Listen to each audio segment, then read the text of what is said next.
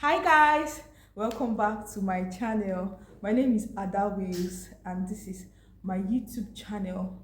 If you're clicking on my video for the first time, thank you for clicking and I'm grateful. Please stay tuned to this channel and don't look back.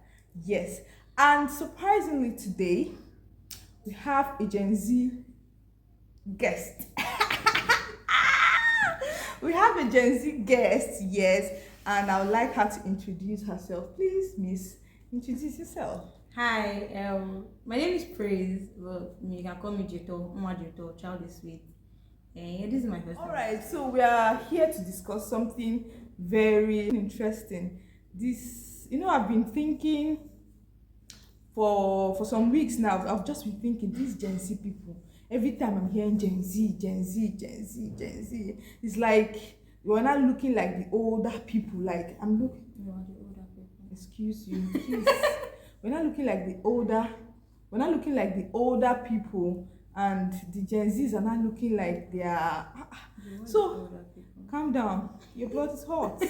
Be calming down. So I brought this lovely Praise here to talk about, as in, what goes on in the minds of Gen Zs, right? I heard that Gen Zs are between the ages of, they were born between 1999, 2010, right? Yes, I think that is it. And so what actually goes on in your mind knowing that you're a new generation, though there is a newer generation, they call them the Gen Alpha. Yes. So what goes on in people's mind?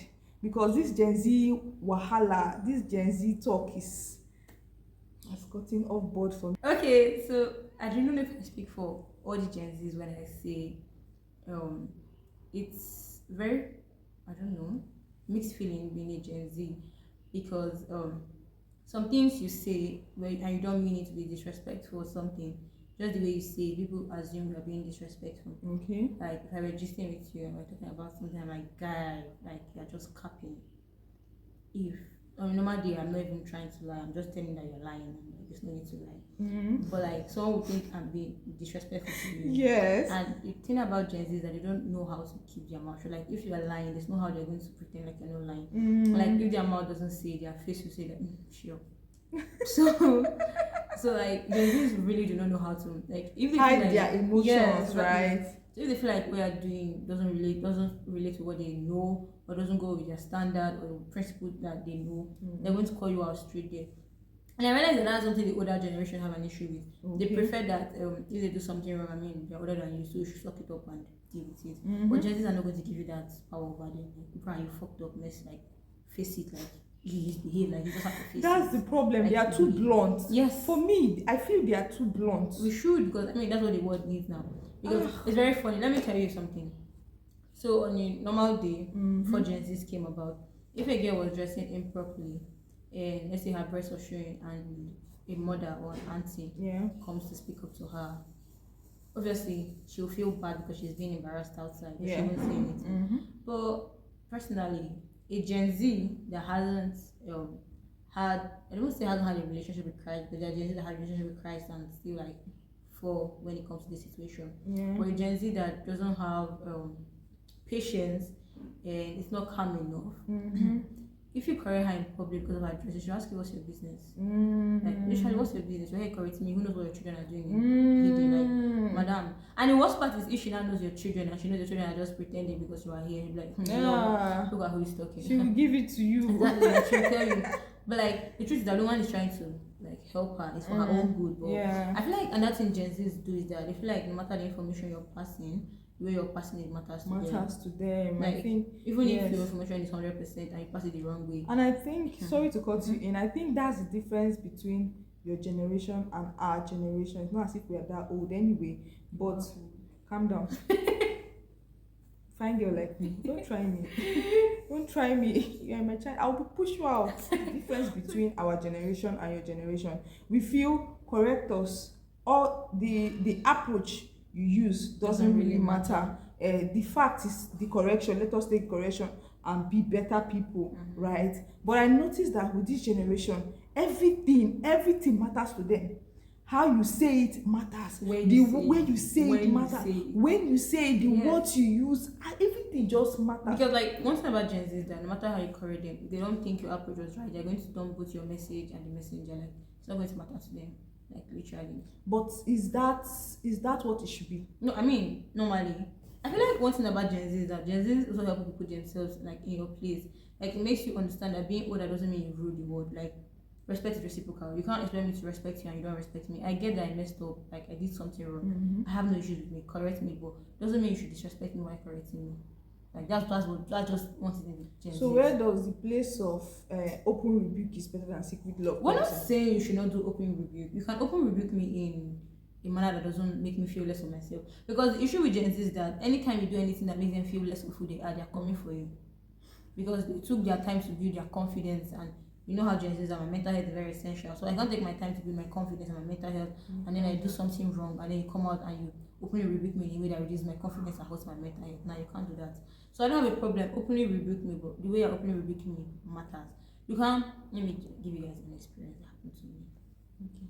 So this day I came to church, and I came with my uncle. Normally I do not like coming late to church. I hate coming late to church because I know how people behave, and I know how difficult it is for ushers. I mean, I understand them, but I feel like they should understand the members too.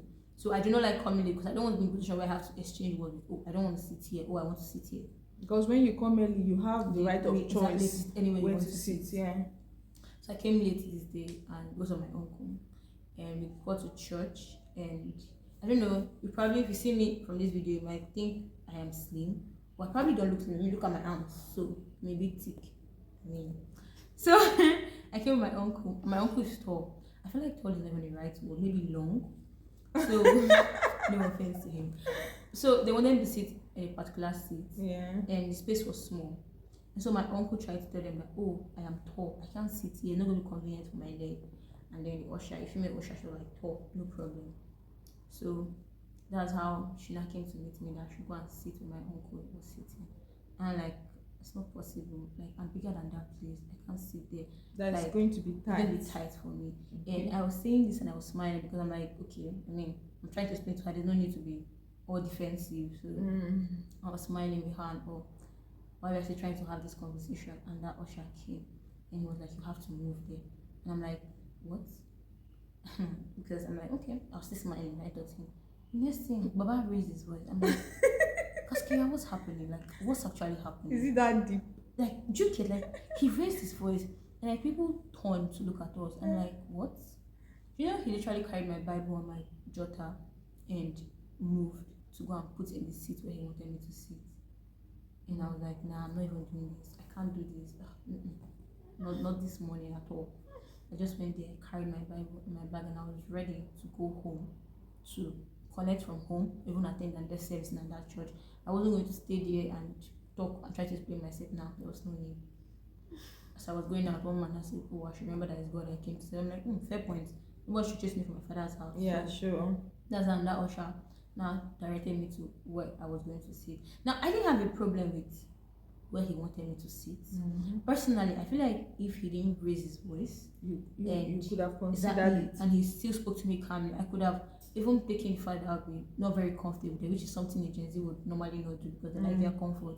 But I'd have, gone through a Gen Z that exactly, has Christ, right? I would have been like, okay, let me just go there and meet my father. I came to worship. But when he was shouting, I'm like, nah, you can't even do this with me. I'm not even doing this. So that scenario, yes, he was trying to make a point that, oh, you need to move forward. So there is space for those coming late, since they can't go to the front when they come late. But the way you're saying it really matters. Why are you shouting at me? Like, I don't know, do I have a baby face? Like, I don't know, do they think I'm in secondary school? Maybe, who knows? I really don't Maybe we could ask them. We should it. ask them. And like that day, I was just like, nah, I can't, like, this just create. I can't even stay here. Like, I can't even do this. So, if he treated that matter in a different, and do you know what it means for the whole church to turn your back to look at what's happening? Not the whole church. So, Calm down.